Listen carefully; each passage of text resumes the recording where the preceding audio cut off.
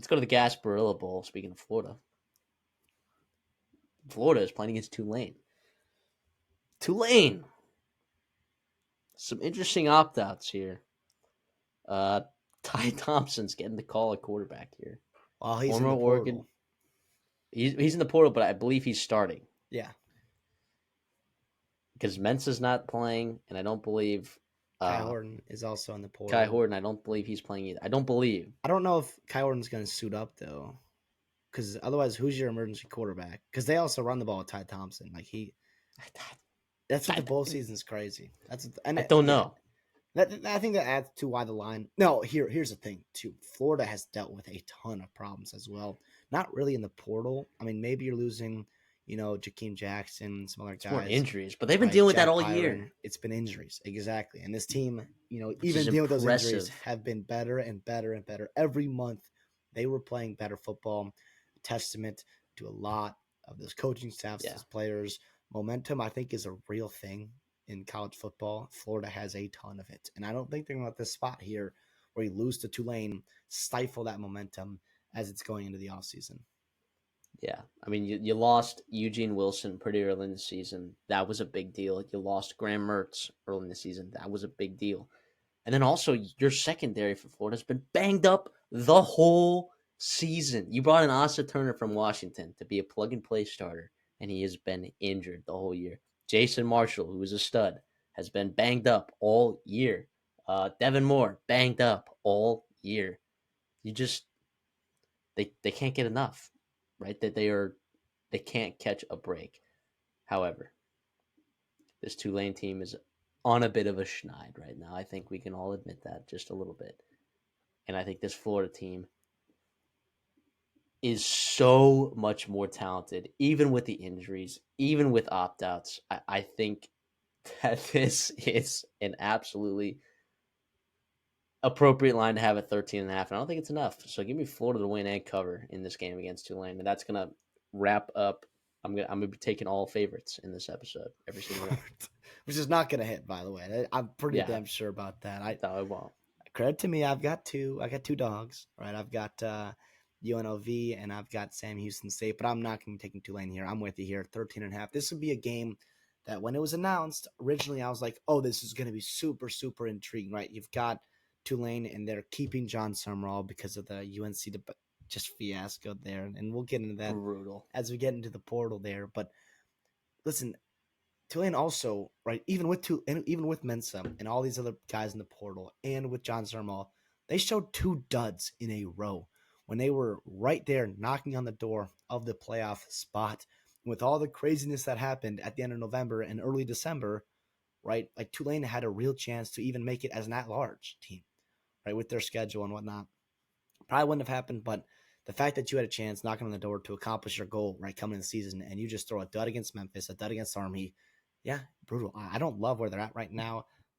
You talk about I talked about momentum earlier, right? It's not looking good. You got two teams trending up and down. I don't know how Vegas quantifies all that. I'm going to here. I'm going to say it's more than 14 points. So yeah, give me Florida here minus 13 and a half as well. I also think too, like the bowl practice is going to help a team like Florida more than a lot of teams because they are pretty damn young and right, they have a lot of talent. And sometimes those young talent guys, it takes them 10, 12, 14 weeks to get ready to play a football game. And by the time you get to November and to, this bowl season, you're going to see some guys playing for them. It's like, whoa, right? Who's that guy? That guy's got some real talent there, and he's finally ready to play for him, as well as DJ Lagway, too, getting more and more developed, having time to sit down, take a breath, get healthy, work on some chemistry with his guys, have a couple weeks where he is the full-time starter. Like it's almost like a mini offseason here before the bowl game. Yeah, I love Florida in the spot here, and I'll be talking about them later on in our best bets segment for sure. And like you can look at Tulane's metrics all you want, but the reality is their strength of schedule is quite garbage. It is. I'll be the first to admit it. And Florida, if you want, if you want to quantify their strength of schedule, uh, yeah, it was probably by far. I would say preseason because of Florida State. You would have thought that it would have been the toughest schedule in the country because Florida State kind of stunk. It was still probably a top five strength of schedule in the country. and you want to flip it over to the Tulane side, and in terms of like American teams, there are not a lot of American teams that have worse strength of schedules. I want to point out like Tulsa, maybe Florida Atlantic, I guess Memphis, North Texas, and Tulane's out of conference schedule kind of saves them from that, because they did play Louisiana, who they did beat, and then they did play Kansas State and Oklahoma. So they had a good out of conference schedule. But they lost to those Power 5 teams, and then they swept through the garbage, bottom of the barrel, terrible AAC teams that are, quite frankly, some of the worst teams in the entire country.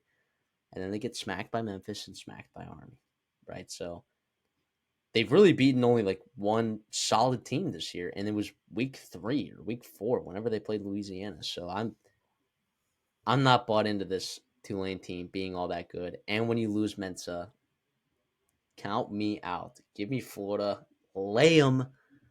I would lay even more than that, by the way, which I guess might be a preview to our best bet segment a little bit, but Yeah, I'd like Florida a lot here. I mean, come on, even with the injuries and the opt out, it doesn't matter, dude. This is a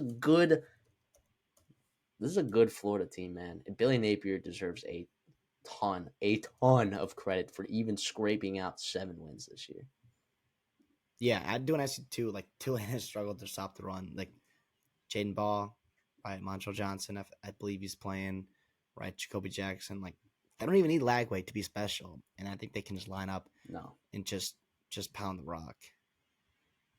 yeah, I agree 100%. It's not too late to make a free $50. That's right. You got to do 2 things. One, you got to subscribe to the Redshirt Sophomore podcast. That's all you got to do.